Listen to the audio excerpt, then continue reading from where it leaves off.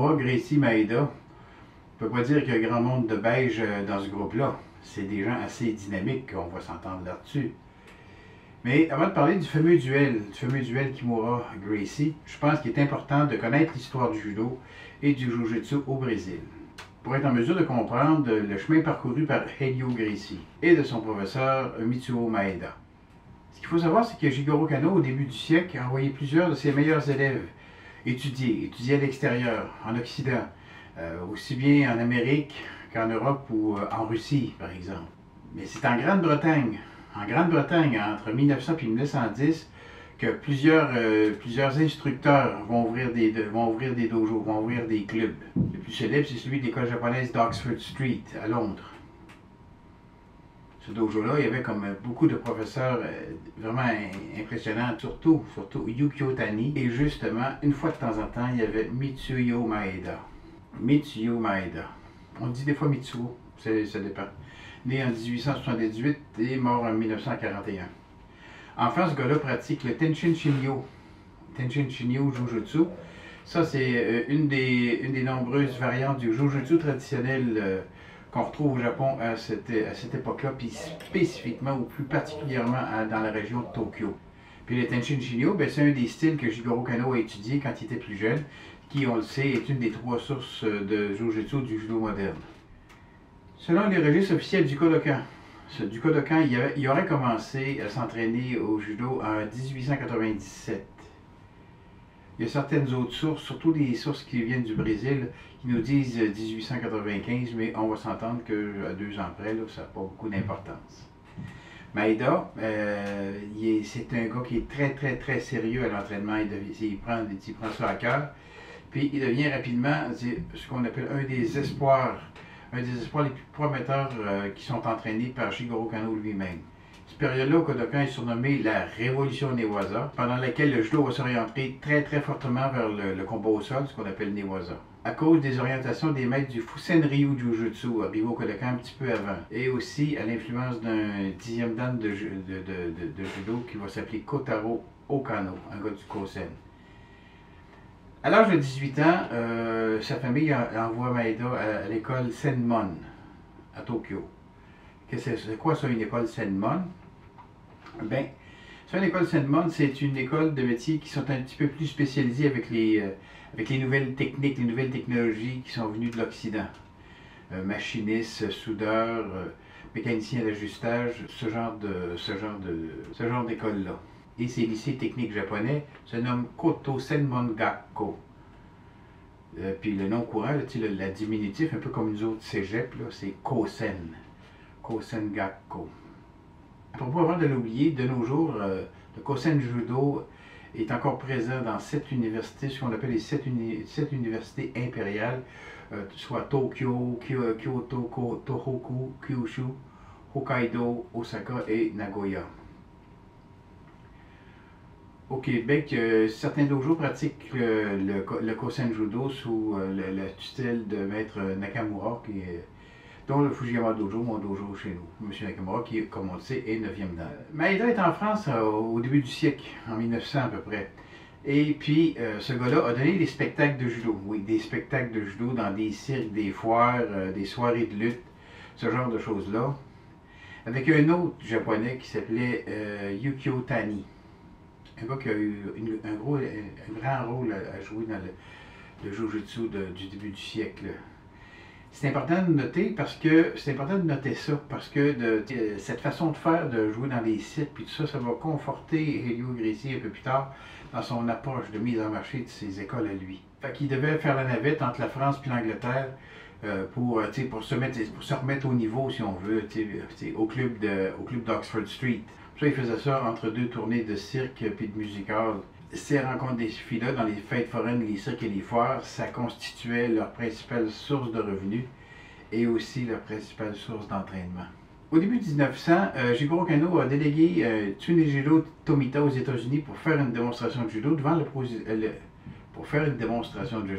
président Theodore Roosevelt. Évidemment, on parle du premier.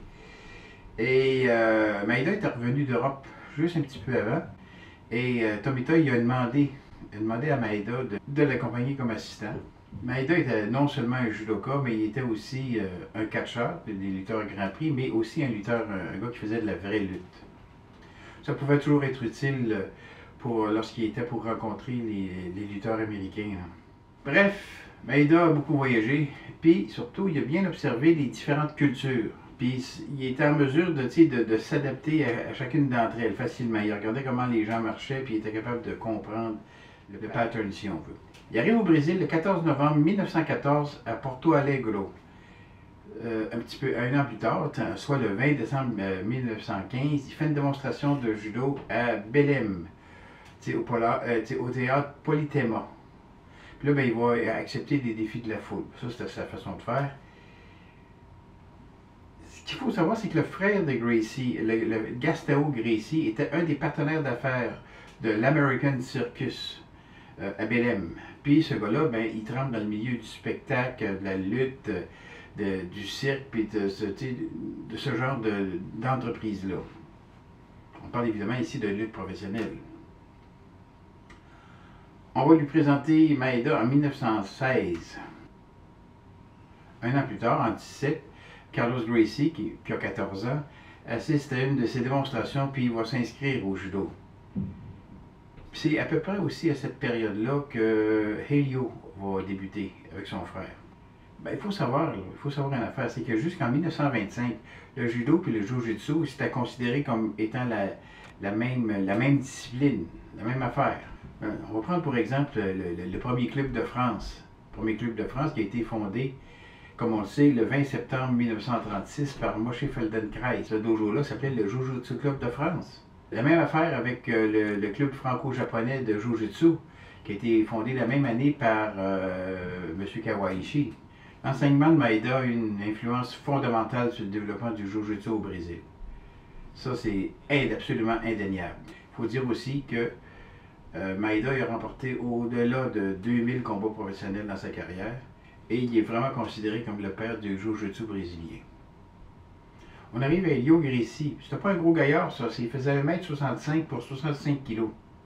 Helio dit qu'il a adapté les techniques qui provenaient des enseignements du judo de Mitsuyo Maeda.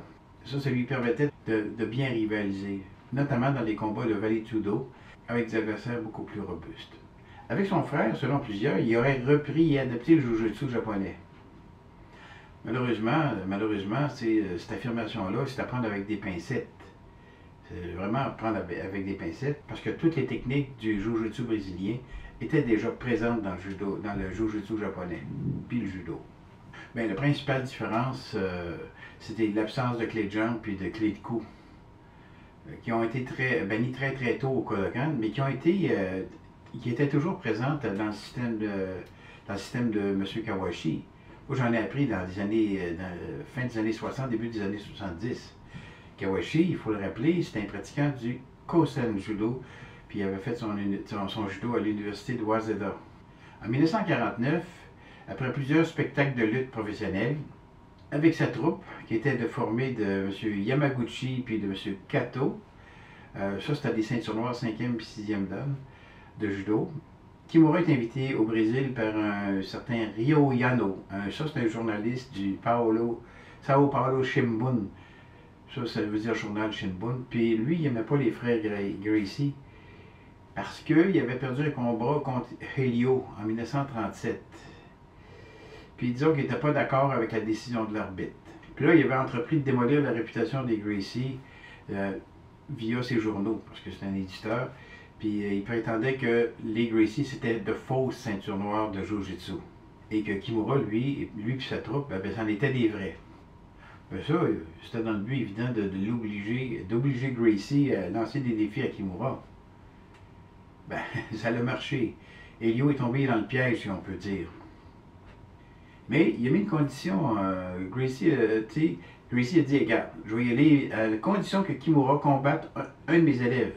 Pas moi, un de mes élèves, un certain Pedro Emeterio, pour prouver que Kimura c'est un vrai champion. En réponse à ça, Kimura a demandé que Helio rencontre Kato, parce que Kato était du même gabarit que Helio.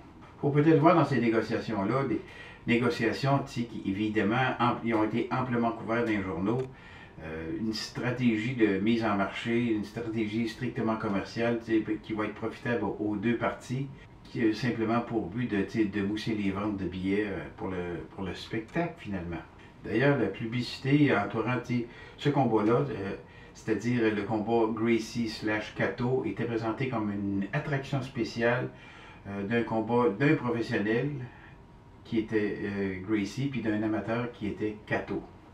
Mais ce que les Japonais n'avaient pas prévu, c'est puis qui allait jouer un rôle extrêmement important pour la suite, c'est que les matchs se feraient dans une arène de lutte, donc un ring surélevé, comme on voit, c'est un ring de lutte.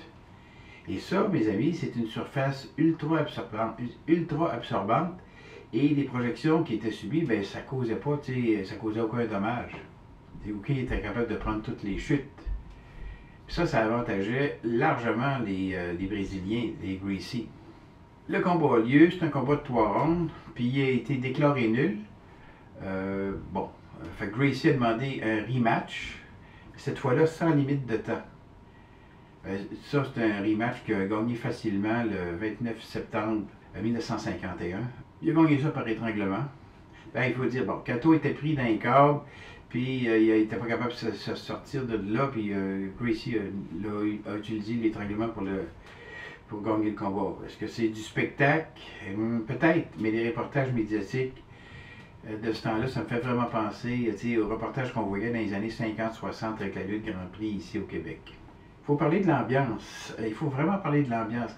Il y avait une ambiance survoltée, puis les organisateurs avaient même mis un cercueil à côté de l'arène pour impressionner Cato.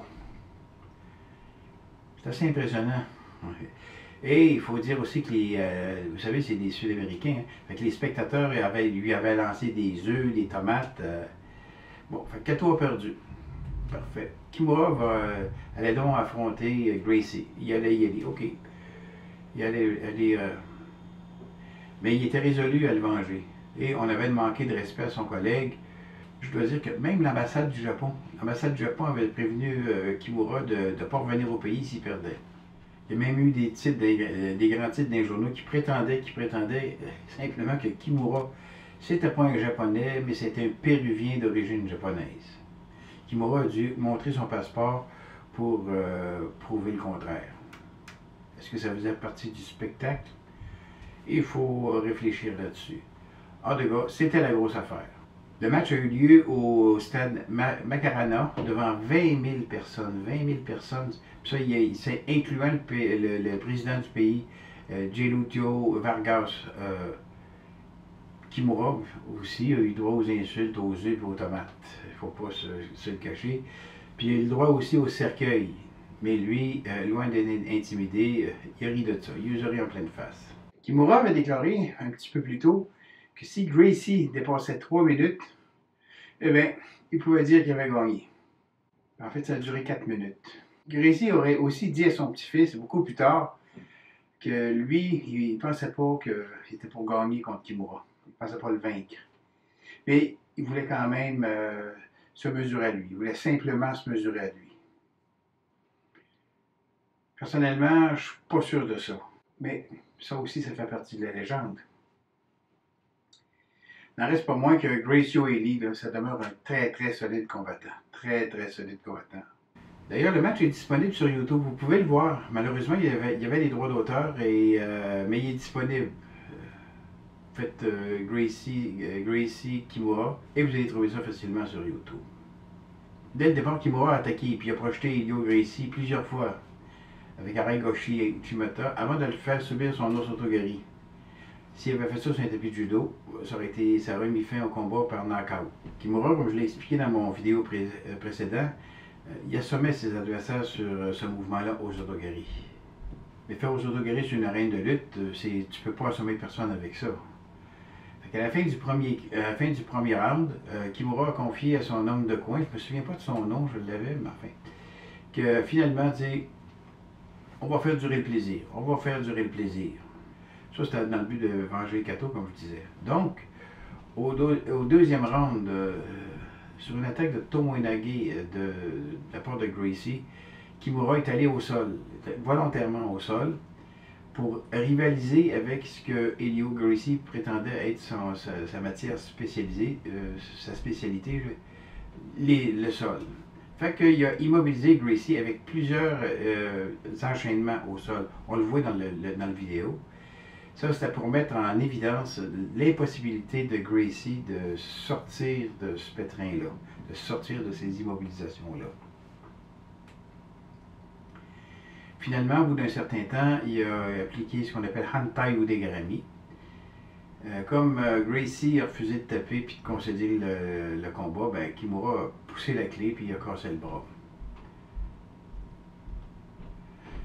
C'est à ce moment-là que son frère, Carlos, a lancé la serviette et dit « Ok, t'as gagné mon ami ». Quand même, rendons à Gracie ce qui revient, ça prenait un certain courage pour affronter un gars comme Kimura. Il fallait être courageux. Mais il faut dire aussi que Kimura n'aimait pas la façon de développer le judo-jujutsu au Brésil. Puis aussi, il ne digérait pas le 6e dan auto-proclamé par Helio Gracie. Et ce gars-là s'est donné un 6e dan lui-même. C'est pas parce qu'il n'était pas bon combattant. Puis aussi, l'arrogance de la famille.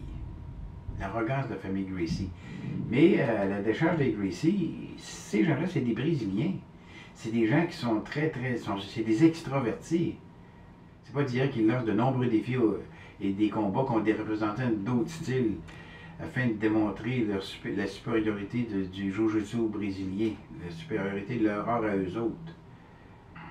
En défiant tous les champions mondiaux puis les maîtres de karaté des États-Unis puis du monde, puis de les défaire, Rorion Gracie, en créant l'Ultimate Fighting Championship en 1993 aux États-Unis, a permis au Gracie Jiu-Jitsu d'avoir une exposition mondiale.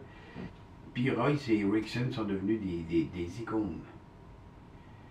Au Brésil, il faut quand même souligner qu'il y a des frères Machado qui ont développé un petit peu plus récemment, ça il faut le dire aussi, une forme de Jiu-Jitsu qui, dans un esprit un petit peu moins, comment je dirais ça, un petit peu moins agressif et plus respectueux vis-à-vis des autres.